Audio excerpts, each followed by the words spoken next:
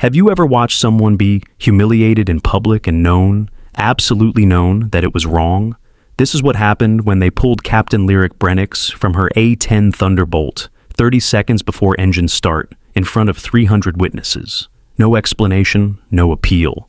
Just vague administrative flags and whispered accusations that spread like wildfire across the flight line. What they didn't know was that she was the only person on that base who could save what came next. From which city in the world are you watching this video today? If this story moves you, consider subscribing, because everyone deserves to be seen. The moment Admiral Kincaid arrived on the flight line and demanded to know why the aircraft was still grounded, everything changed. Forward operating base. Sentinel sat under a ceiling of pre-dawn darkness, floodlights carving harsh white pools across the tarmac.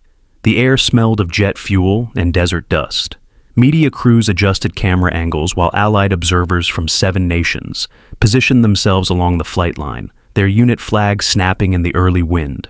This was not a routine training exercise. This was theater air dominance evaluation, a live fire demonstration broadcast to CENTCOM, congressional oversight committees, and allied commands across 3 continents. The A-10 program was under scrutiny. Budget cuts loomed. This single sortie would either validate the Warthog's relevance or accelerate its retirement. Captain Lyric Brennix emerged from the ready room at 04:47 local time. Her flight suit was immaculate, name tape and wings the only insignia visible. She carried her helmet bag over one shoulder and moved with the kind of economy that comes from 10,000 repetitions. No entourage followed her. No crew chiefs joked at her side. She walked to the aircraft alone, her boots striking the concrete in measured rhythm. The other pilots called her Whisper, not because she was timid, but because she never wasted words. In briefings, she would sit in the back and remain silent until someone asked her a direct question. Then she would deliver an answer so precise it ended the discussion. The A-10 Thunderbolt waited under the lights, its angular frame bristling with munitions. Ground crews had completed the final checks, loading targeting pods and verifying weapons mounts. Everything was perfect. Lyric began her pre-flight walk around, her hands moving with surgical precision. She inspected control surfaces, ran her palm along the leading edge of the wing like she was reading Braille, checked each munition hardpoint with the focus of someone performing surgery. A young crew chief watched her, confusion crossing his face. "Ma'am, we already did the full inspection," he said. Lyric did not look at him. "Port pylon, 3rd mounting bolt, torque spec."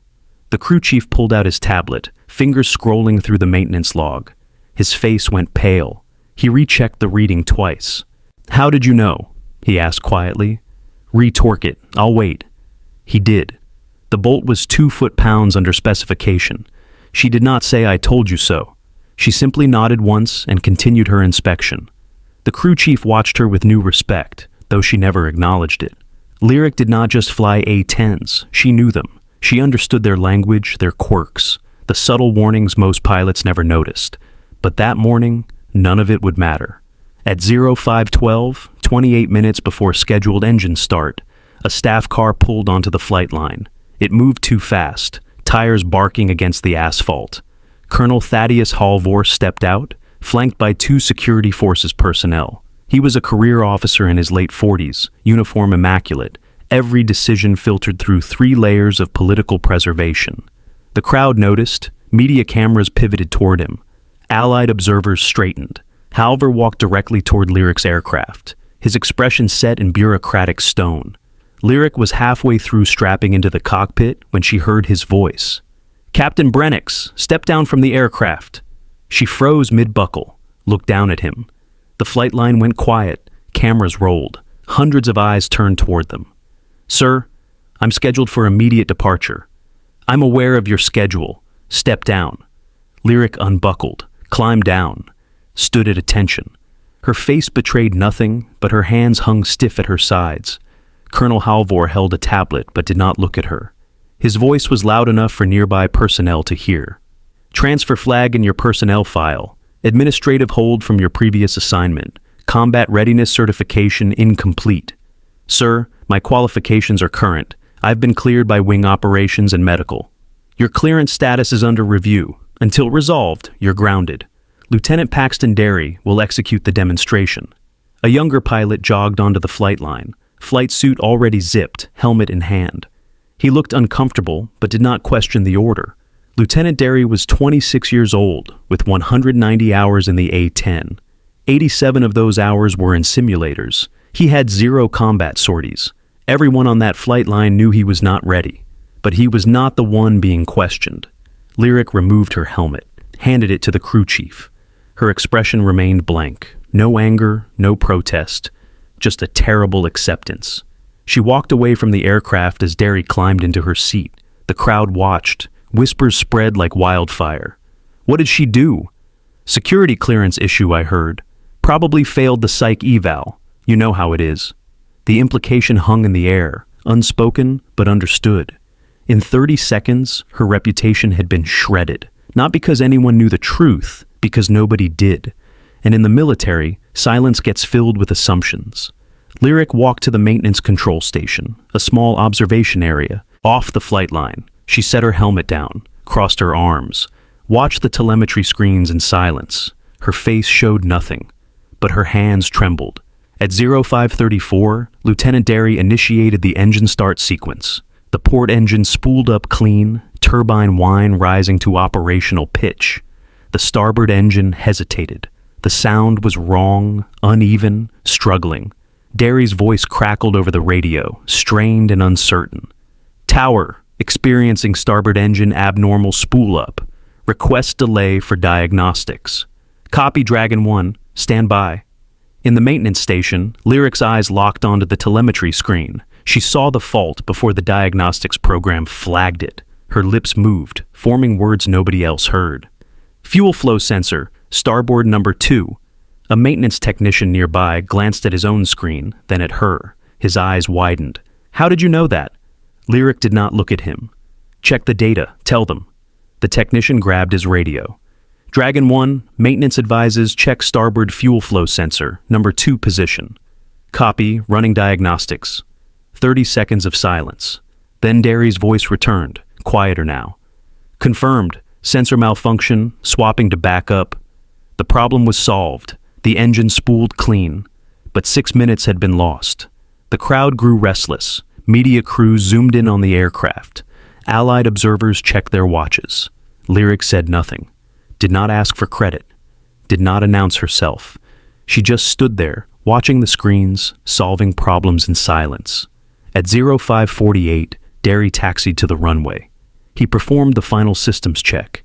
Every indicator showed green. He advanced the throttles. The A-10 began its takeoff roll, gaining speed, nose lifting. Then a warning tone shrieked through the cockpit. Targeting system fault. Pylon load imbalance detected. Derry aborted hard, brakes screaming, the aircraft shuddering to a violent stop 50 yards from rotation speed. Tower, aborting takeoff, weapon system fault. The murmuring in the crowd turned to open frustration. This was supposed to have started 12 minutes ago. Cameras captured every second of the failure. In the command tent, Colonel Halvor was on a secure phone line, his face red, his voice rising. I understand the optics, but the pilot is executing within parameters. We're correcting the malfunction now. We will proceed. He hung up, turned to his staff. Get that aircraft operational, now. Multiple technicians crowded around diagnostic terminals in the maintenance station. Data scrolled across screens. They were hunting for the fault, calling out theories, checking subsystems.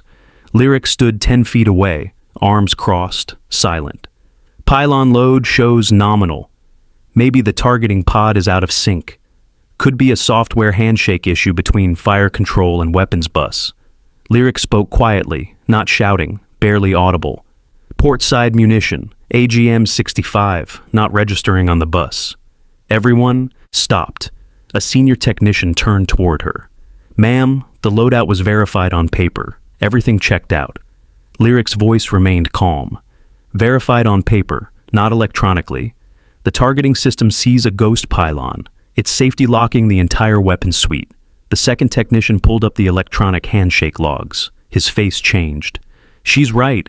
The AGM-65 isn't communicating with fire control. How did you even see that? Lyric was already moving toward the radio console. She took the handset. Dragon 1, Pull electrical reset on port pylon, position 3, full power cycle. Derry's voice came back confused. Who is this? The first technician reached for the radio. Dragon 1, maintenance advises that you should try resetting the pylon electrical connection. Lyric took the radio back, her tone firm. Do it. Now.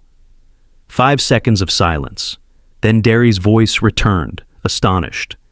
Systems green. How did you know that would work? Lyric handed the radio back and walked away without answering. She fixed the problem in under 30 seconds.